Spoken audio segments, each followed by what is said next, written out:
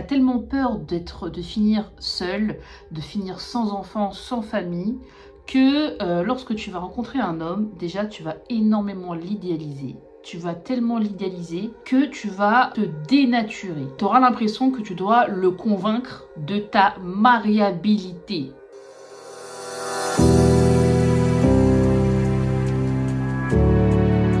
Comment garder confiance en soi face à un homme lors de ses rencontres amoureuses?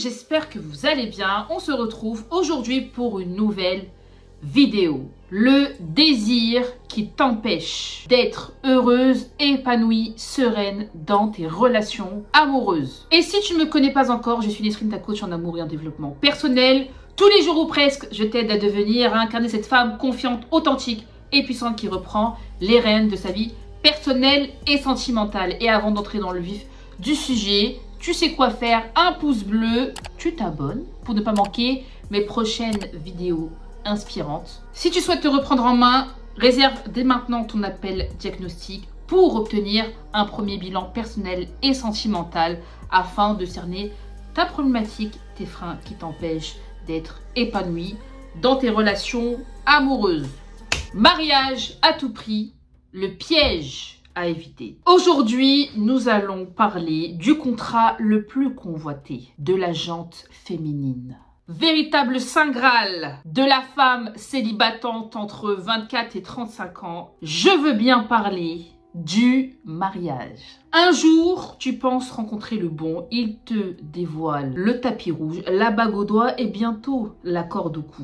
S'opère alors une véritable transformation chez toi qui vise à te rendre mariable. Véritable maîtrise en puissance, tu te transformes en véritable fée du logis. Miss Fine, la femme parfaite pour épouser cet homme. Le mariage est un désir, est un projet extrêmement fantasmé par les femmes qui ont du mal à être en couple, qui ont eu du mal à entretenir des relations saines. Vous faites énormément, vous souffrez en amour parce que vous faites énormément de mal en luttant pour obtenir, incarner, cocher la case marié, mariage, alors que très souvent, vous vous transformez en ménagère, vous travaillez dehors, vous travaillez à l'intérieur. Aujourd'hui, on veut se marier, on veut se mettre en couple et on est prête à en payer le prix. Tu idéalises beaucoup ta prochaine relation amoureuse, tu as en tête l'image de l'homme idéal, de l'homme qui pourrait te correspondre, tu as une liste de critères interminables et dès que tu tombes sur un homme qui a priori coche les cases que tu avais en tête, les cases qu'il remplit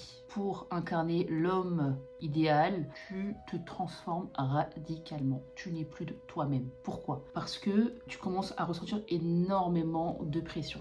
Quand tu es face à un homme que tu estimes être le bon, un homme dont l'intérêt n'est pas vérifié, au-dessus duquel plane énormément de doutes, tu n'es pas sûr de ses sentiments, tu n'es pas sûr de son amour, tu n'es pas sûr de son investissement. Tu te sens en fait obligé de le convaincre. Tu te sens obligé de te transformer en femme mariable. Tu as des sentiments pour cet homme-là, mais cet homme-là, visiblement, a du mal à s'engager, a du mal à se projeter avec toi, ne te parle plus d'engagement, ou bien te fait comprendre qu'il ne sait pas ce qu'il veut, qu'il est indécis. Bref, il est dans une certaine ambiguïté, alors que toi, tu t'es déjà imaginé la robe de mariée, la maison idéale, en campagne, en plein cœur de quoi? d'Aix-en-Provence. Je m'invente des vies alors que je connais pas du tout cette ville. T'as tellement peur de finir seule, de finir sans enfant, sans famille, que lorsque tu vas rencontrer un homme, déjà tu vas énormément l'idéaliser.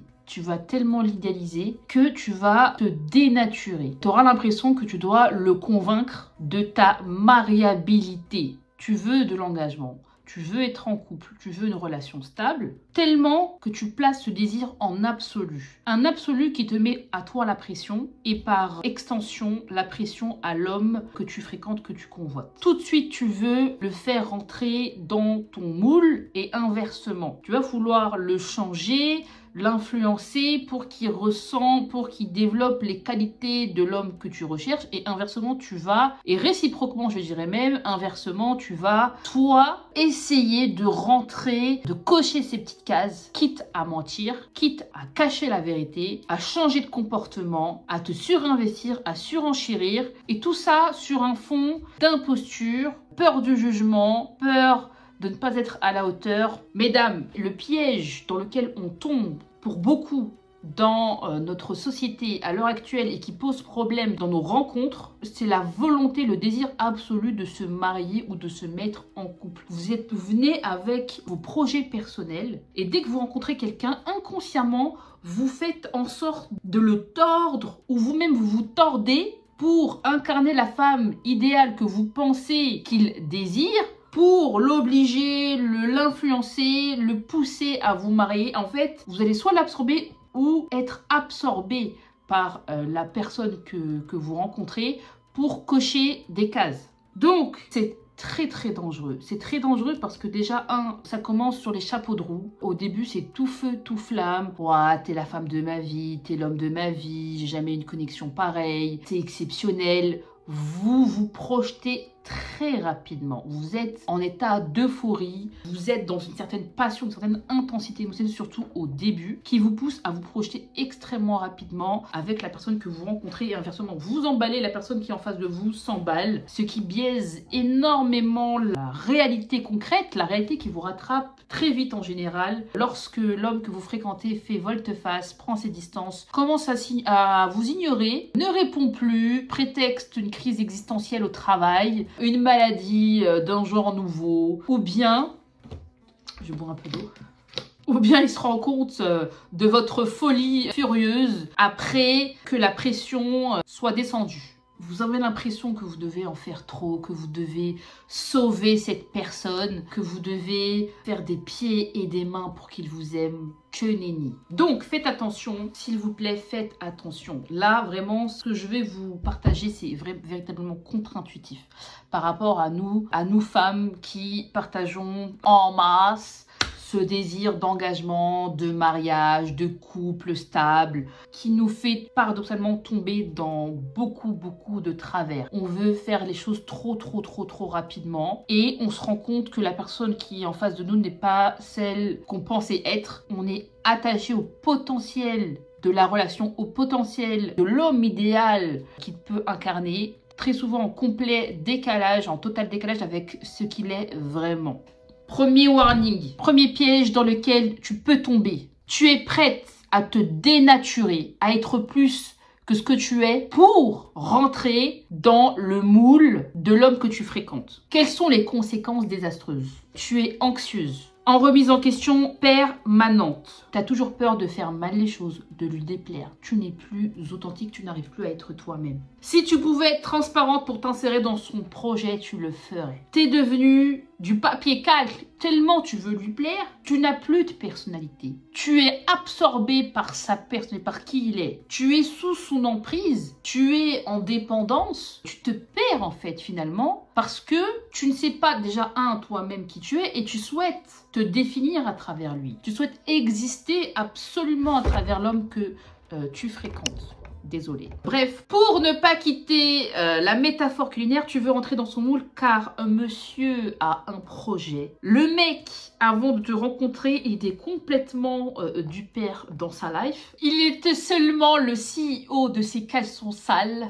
Es-tu hors de ma vue? Et dès qu'il a fait ta connaissance, il est devenu le start-upper de ta life. Et bien évidemment, tu n'es que l'équation à inclure dans ce qui deviendra plus tard sa soustraction, quelques mois plus tard, quand il retournera sa veste et qu'il disparaîtra comme par magie, poudre de perlimpinpin. Deuxième piège dans lequel tu peux tomber, tu acceptes son incohérence et son égoïsme. Et c'est là que le piège se referme. Tel un souffle chaud et froid, il fait la pluie et le beau temps dans ta vie. Monsieur devient insolent, désinvolte. Il sent, il voit que tu es prête à tout pour être en couple, que tu es prête à tout pour être aimée et considérée. Il vous prend pour acquise. Pourquoi ? Parce que vous en faites trop. Vous faites alors qu'il ne vous a rien demandé. Vous lui donnez les bénéfices, les privilèges d'une épouse. Vous lui faites à manger, vous lui faites le ménage. Vous lui envoyez des messages matin, midi, soir. Le mec n'a plus rien à faire pour vous séduire. C'est toi qui fais la relation. Très souvent, vous avez l'impression que l'autre vous manipule alors que vous êtes la première à vous manipuler. Il disparaît et réapparaît à chaque fois. Il souffre du syndrome du spectre. Bref, plus personne ne se gère. Toi, t'as juste envie de te faire écraser. T'as juste envie de disparaître. Déjà, quand il revient, c'est avec un Tudor. Il revient avec des cacahuètes, des petites cacahuètes que tu rattrapes en plein vol, bien évidemment. Bien évidemment, tu es un chimpanzé. Il revient avec 2-3 blagues à toto, 1 ou 2 compliments. Sans effort, sans condition. Il part quand il veut, le mec il revient quand il veut, quand il a besoin. Quand il voit que c'est l'automne, l'approche de l'hiver, il veut se réchauffer auprès de toi. Il te resserre des salades. Tu as tellement l'habitude de manger des brindilles. Et tout ça pourquoi ?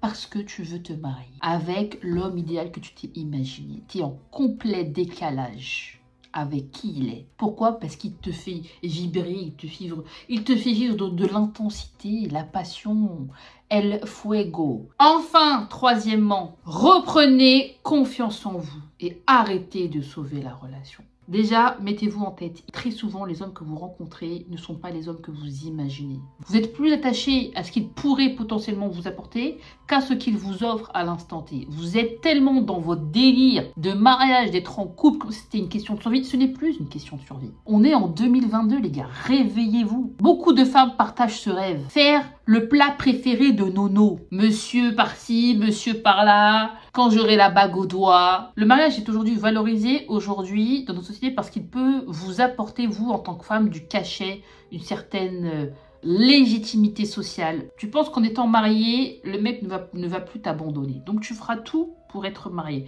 Parce que tu veux un statut, tu veux être protégé de sentiments de solitude, du sentiment d'abandon. Tu penses qu'en te mariant, qu'en étant en couple, tu seras beaucoup plus digne d'amour, tu auras de la valeur, alors que pas du tout. Donc, vaut mieux une douleur temporelle qu'une souffrance éternelle. Acceptez de perdre ces pélos qui n'en valent pas la peine. Des hommes qui n'ont pas le réel désir de s'engager. Vous souffrez en amour parce que vous faites énormément de mal en luttant pour obtenir. Obtenir, incarner, cocher la case femme à marier, je suis une femme à marier. Alors que très souvent, vous vous transformez en ménagère, vous travaillez dehors, vous travaillez à l'intérieur. C'est cette volonté de rentrer dans les cases de la femme parfaite. Vous n'osez pas montrer vos défauts, vous projetez une image idéale de vous-même, vous montrez la meilleure version de vous-même à l'homme que vous rencontrez. Un homme qui finit par découvrir votre propre imposture. Libérez-vous de ce désir absolu qui vous empêche d'être vous-même.